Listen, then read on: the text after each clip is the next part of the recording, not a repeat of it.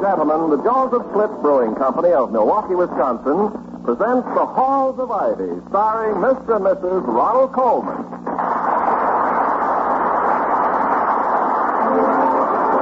I was curious. I tasted it. Now I know why Schlitz is the largest selling beer in America. No wonder it's the beer that made Milwaukee famous. If you like good beer, you'll find it pays to be curious and learn about Schlitz for yourself. And now, the Halls of Ivy.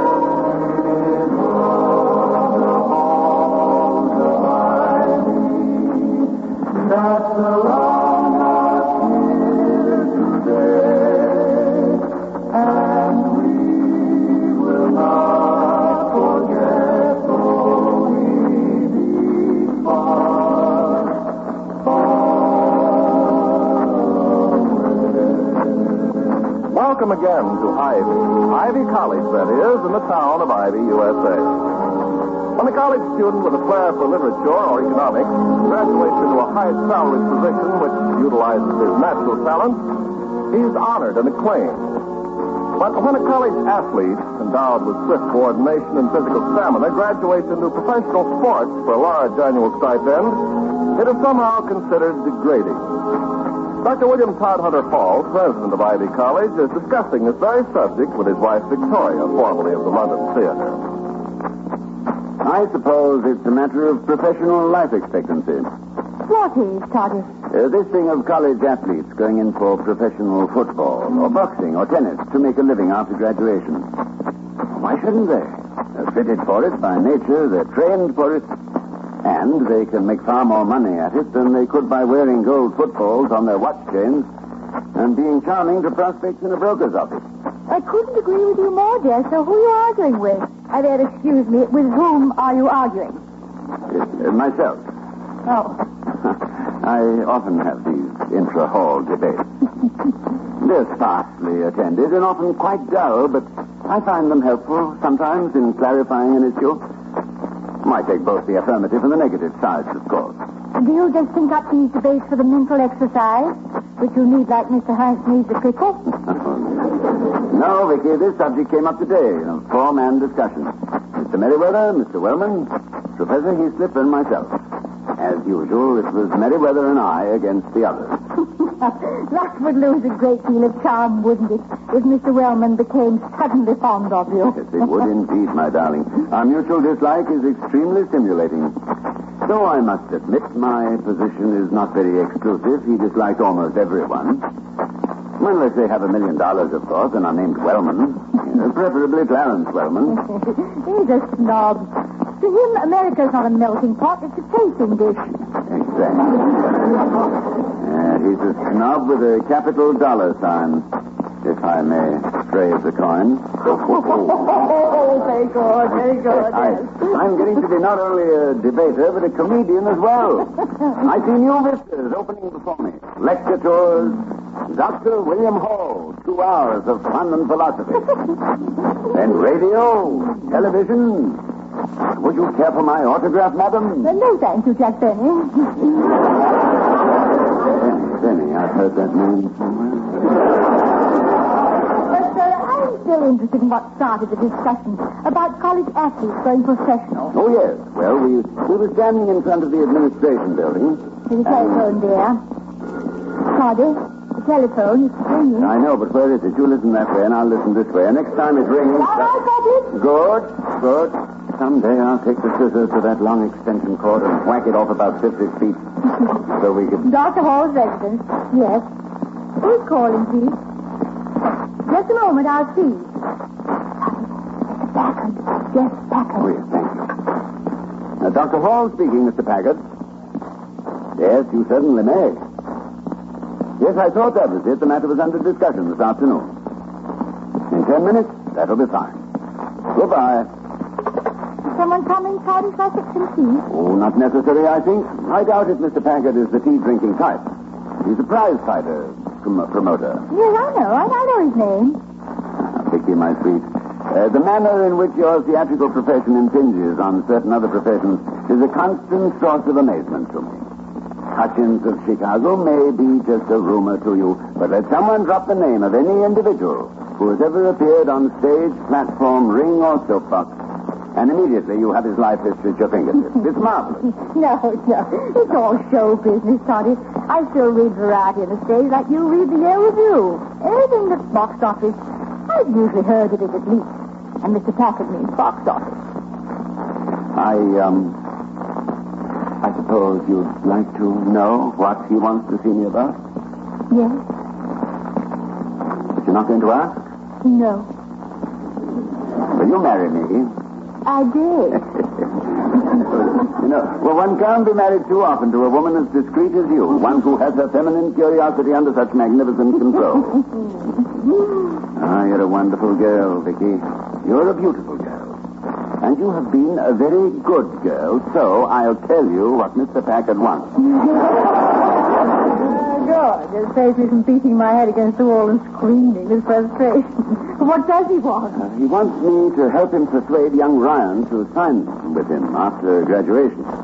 Terry Ryan? Isn't he studying medicine? Yes, and Dr. Davis says he's the best in his class. He was under debate earlier today in front of the administration building. Subject: should the superlatively endowed college athlete capitalize on his publicity and prowess after graduation? Mr. Wellman and Professor Heaslip, negative. Meriwether and Hall, affirmative. You mean you were in favor of his dropping medicine for professional prize fighting? My dear girl, professional prize fighting is a redundant expression. Prize fighting is per se professional. It is for a prize, a wager, or a stake. Therefore, an amateur status is automatically ruled out. Now, don't quibble with me, Doctor. You were in favor of Terry Ryan giving up medicine for prize fighting? I didn't say that. Mr. Wellman merely happened to be on the other side of the debate, and naturally I had to oppose him.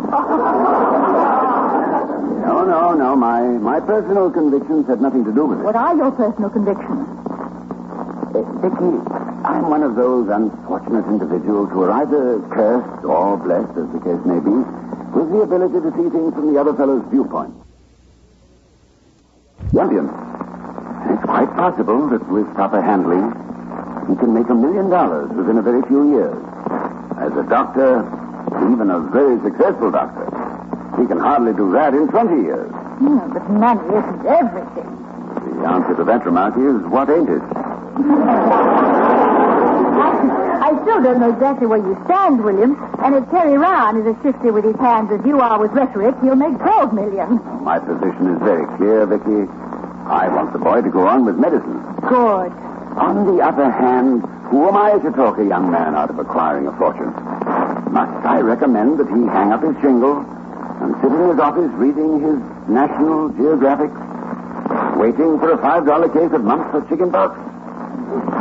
Oh, I'm not possessed of such omniscience. That's Mr. Packard now. I'll let him in and then leave No, I want you to stay, if you will. In the heat of an argument, I have but to look at you, and sweet, cool reason takes over. Well, thank you. In that case, I'll hang around with the boys. What a Solomon a college president is expected to be. But when I consider that the best youth the world has found for sage assistance is to flavor the stuffing in a turkey, well, all I can say Good day, Mr. Packard. William, Mr. Packard is here. Oh, good day, Mr. Packard. I assume my wife has already introduced us. Oh, she didn't have to, Doc. She did a show in New York and London named Give Them Tears. I had 10 seats for every night during both runs. Miss Cromwell, Mrs. Hall, you were terrific. Well, thank you, Mr. Packard. It was a very good play. And thank you also for contributing to its financial success. Well, not at all. It was mostly deductible anyway. Entertaining clients. Will you sit down, Mr. Packard? Well, thanks. Find a cigar, Mrs. Hall? The kind you probably smoke not at all. Oh, you're safe. Made for me in Havana. $1.25 apiece. And probably rolled by Carmen herself. Oh, Escamillo made us quit before my time, Doc. You see, Toddy, the theater isn't so far from the ringside. I see. You wanted to talk to me about young Ryan, Mr. Packard. Yes. You'll excuse a little shop talk, Mrs. Hall? Oh, I love shop talk. Go right ahead. Okay. Well, here's the deal, Doc. Terry Ryan's the greatest natural fighter I've ever seen work, and I've seen them all. Dynamite in both hands, brains in his head, and tiger blood in his heart. Ever see him go? Yes, Mr. Packard, I have. Well, he probably made it look so easy you weren't impressed. But take it from a guy who's been handling all kinds of fighters, champions, and palookas for 35 years. That Ryan's the class of them all. I can build him up. Give him the experience he needs. Teach him all the tricks in the book. Tricks, Mr. Packard? Well, not what you're thinking, Mrs. Hall. I don't mean healing or gouging or tossing Mickeys into the water bucket. I mean the legitimate tricks a professional has to know. Ring psychology, diet, timing. My fighters get their decisions in the ring, not in my office or in the back room of the nightclub.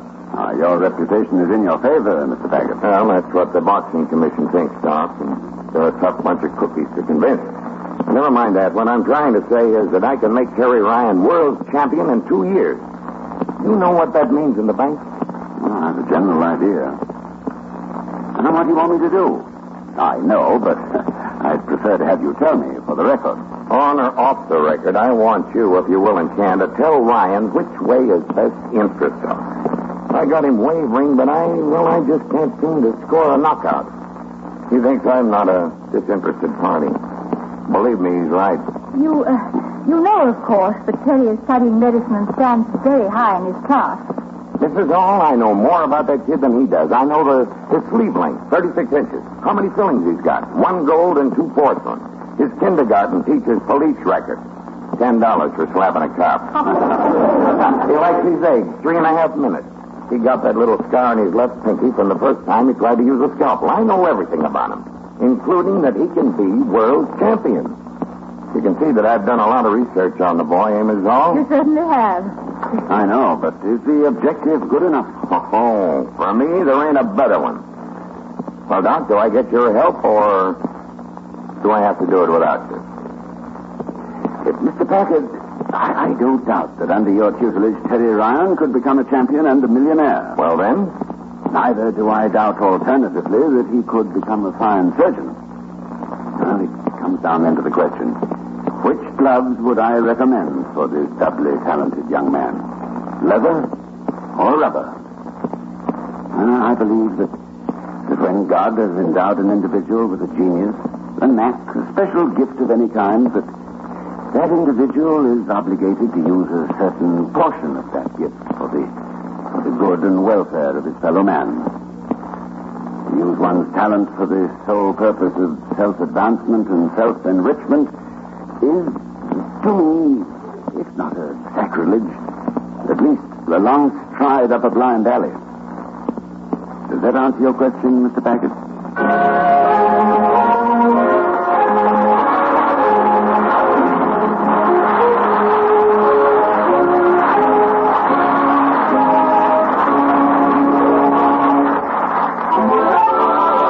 I was curious. I tasted it. Now I know why Schlitz is the largest selling beer in America.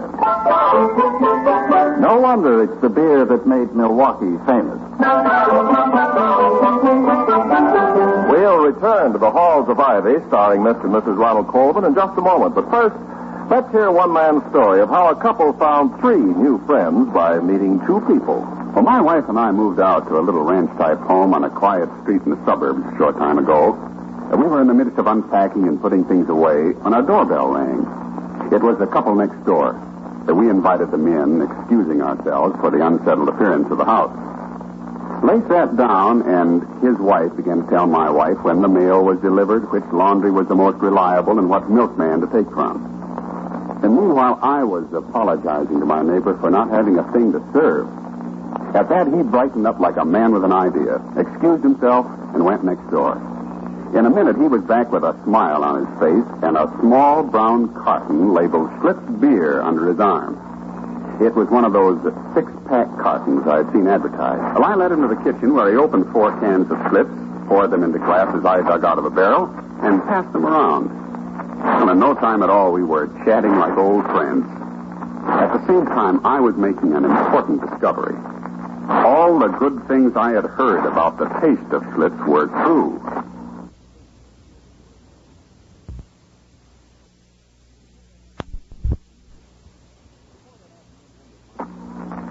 Before that afternoon ended, my neighbor and I had a bowling date for the following Thursday, and my wife had an invitation to play bridge the same night. As our new neighbors left the house, my wife remarked how nice it was to have made 2 good friends her first day. 3 I collected, draining the last drop from my glass. It's easy to see why Schlitz is the largest selling beer in America. No wonder they call Schlitz the beer that made Milwaukee famous.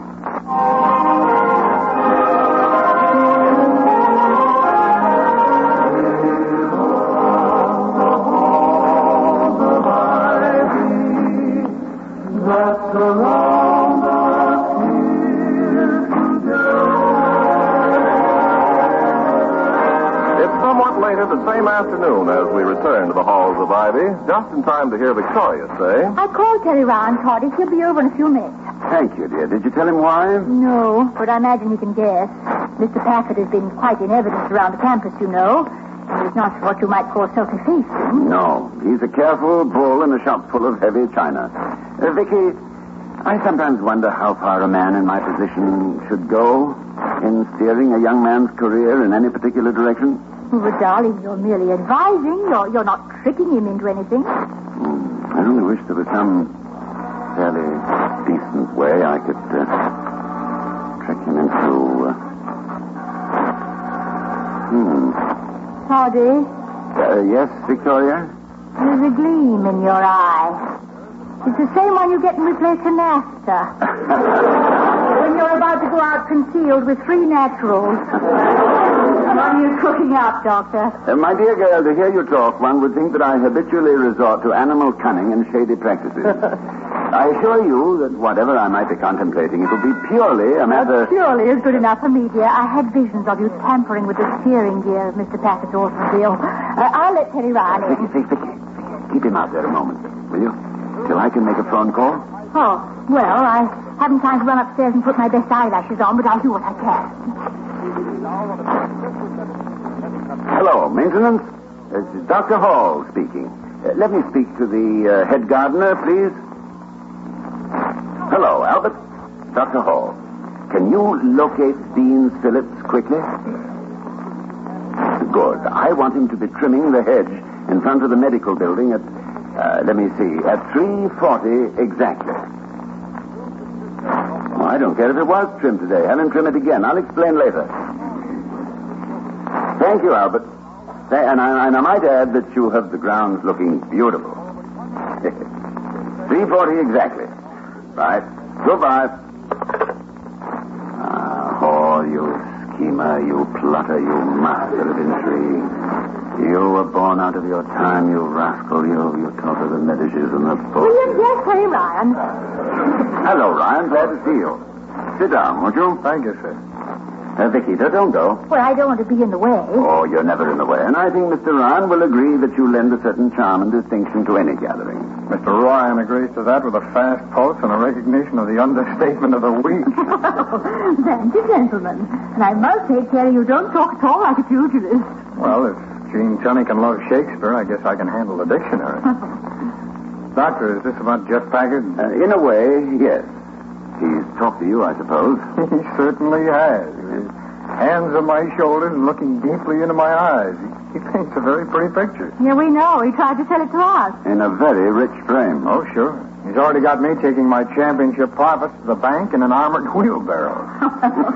As long as I was officially invited to this meeting, I'd like to ask a question, Terry. How do you feel about it? Well, frankly, Mrs. Hall, I'm weakening. If you can call it weakening to walk into a chance for $1 million and a little piece of glory. Terry, as an intelligent man, you have undoubtedly given this choice of professions a great deal of thought. A career in the ring with money, excitement, headlines, and fame versus a plodding respectability, establishing yourself in medicine and surgery. That's about it, Doctor. And I know what your advice would be. Stay with medicine. Yes. But, of course, I'm prejudiced. I'm a teacher. And have a respect amounting almost to reverence for the profession of medicine. Conversely, I view a prize-fighting career as a gamble. Oh, I know, in your case, the odds are with you. But to me, the good you can do with your rare gift for diagnosis and the surgical skill you've already evidenced far outweighs the rewards of a boxing championship. Maybe this is treason, Terry. But what if you didn't get to be champion? In a few years, you'd have lost out in medicine, and it would be too late to do anything about it. Sure, there's that, of course, but I don't plan on staying with it. Packard says he can get me the championship in a few years. Well, if I get it, I'll retire from the ring, I mean. And then, back to medicine. Do you think you'd come back, Terry? Wouldn't it be just one more bout? Just one more purse? Oh, mind you, I admit I'm arguing from a sense of excuse me. Dr. Hall's residence? Who? Ann Arbor, Michigan? Oh, yes, Long indeed, distance yes. chess game, Terry. He has them going all over the country. I'm glad you told me. I'll put my first $10,000 in AT&T. Hello. Yes, Rudy, I'm ready. A pawn to the King's Bishop's 4. That's right, yes. I'll call you back at this time 1 week from tonight. Collect. Well, will 1 week be enough for you, Rudy? Get some outside advice if you wish. I don't mind. Goodbye, Rudy. That was Professor Coast out in Michigan. If he loses this game and one more, he owes me a first edition of South Wind. Play chess, Terry? Oh, little doctor. I'm not much on strategy, though. Anybody who can think 4 moves ahead is me beat. And you don't think you'll meet any prize fighters who will think 4 moves ahead? Well, the fighters don't do the thinking, Mrs. Hall. The managers do that. And I'd have Jeff Packard, and he's at least 6 moves ahead of every other promoter in the business. Oh, I see you looking at your watch, Doctor. Have I overstayed? Oh, no, not at all, Terry. It's just that I have an appointment with Dr. Chester Davis at 4. Frankly, it's to talk about you. I seem to be quite a fascinating topic these days. Tell me, is the future of one student worth all the discussion, Doctor? I can answer that, Terry. Yes, it is. To my husband. He somehow doesn't think of the student body as a production line. You know, assemble them, move them along, and get rid of them. He seems to think they're people, individuals. The future of every student here at Ivy is the most important thing in his life.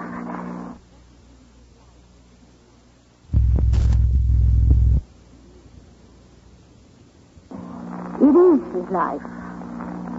And now I'd like to hear just a smattering of applause because I haven't made a speech in a long time.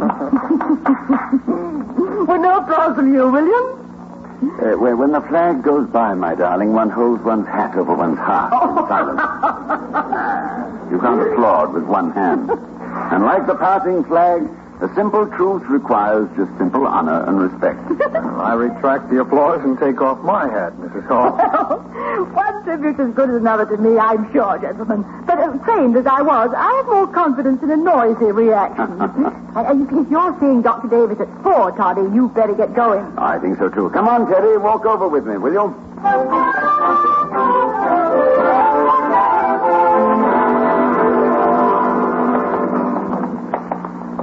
Doctor, seriously, don't you think it's possible for me to make a lot of money in the ring and then come back, finish studying medicine? Possible, yes, but highly improbable. Oh, why, sir?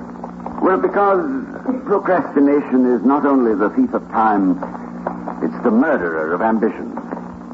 I have it on good authority that you have a fighting heart. Entirely up to you what you wanted to fight for. Yours is the... Oh, hello, Beans. Hiya, Doc. Hey, what do you think of that, Albert? I clipped his hedge perfect this morning. Now he's got me clipping it again. He must be getting absent-minded or something. Huh? No, I think he's just a perfectionist. I wouldn't put it past him. Beans, this is Terry Ryan, the intercollegiate boxing champion. Glad to know you, Beans. Yeah, well, likewise, kid. I seen you fight a couple of months ago. You're good. You take my advice. You go professional. Only look. Yeah? Not so much with the left. It's great, see, but you got 2 hands. See, I'm a fighter myself. Only I'm working here till they get me a good match. I'll wake out with you some morning. Then when I'm champion heavy, I'll bring you along. See? Well, thanks a lot. Now, that's very kind of you, Beans. Now, if you'll excuse us... Wait a minute, Doctor, please. Say, are you Beans Phillips that fought Abe Morton back in... Well, a while ago? Yeah, the same kid. I'm going to get a rematch, too. I know what I need now when I get him into the ring. But Morton died 6 years ago. He did? Well, they'll get me to go with somebody else, then. You a fighter, kid. You got the built for it. Look, you meet me in a gym sometime. I'll give you a few tips. That's a very good idea, Beans. But we're due at the medical building. Take care of yourself. Yeah, I always do, Doc. That's why I like working outdoors like this. There's plenty of air. I'm keeping in shape for a match with Morton. I'll see you around, boy. You bet. Oh, and Beans, Yeah? the next time you meet Morton, good luck. Well, thanks. Thanks a lot. It's a nice kid, Doc. Bring him around again. I gotta get back to work now. My muscles stiffen up. I keep moving. Always keep moving.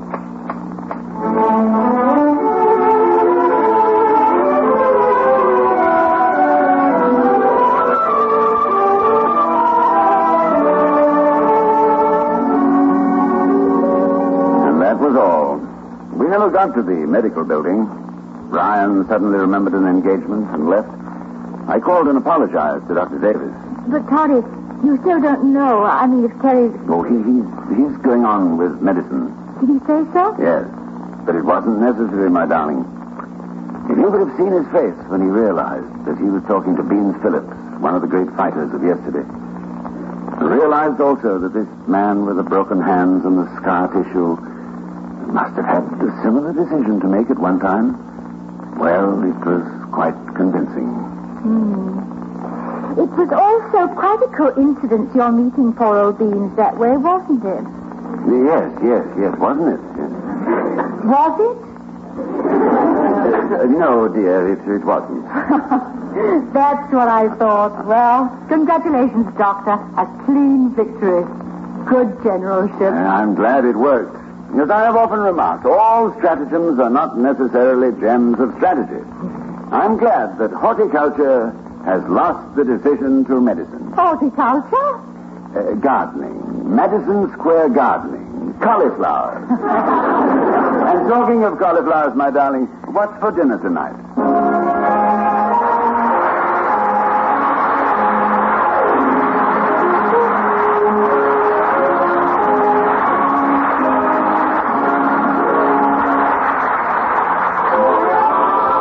I was curious. I tasted it. Now I know why Schlitz is the largest selling beer in America. No wonder it's the beer that made Milwaukee famous. And now, here again are Mr. and Mrs. Ronald Coleman. And good night, everyone. Right.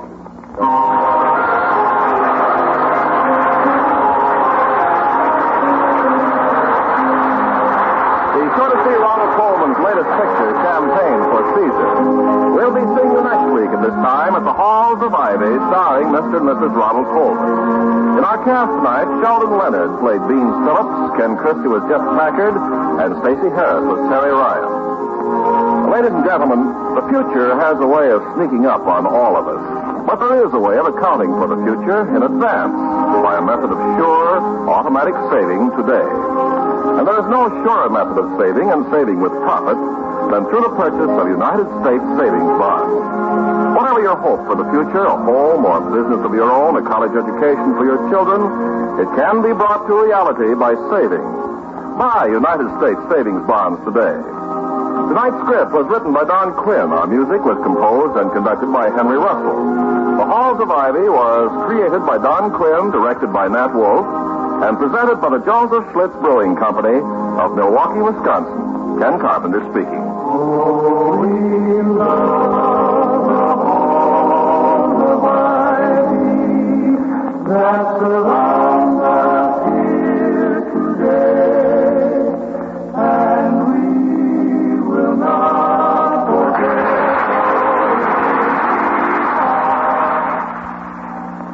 Coming up, it's The Great Gildersleeve on NBC.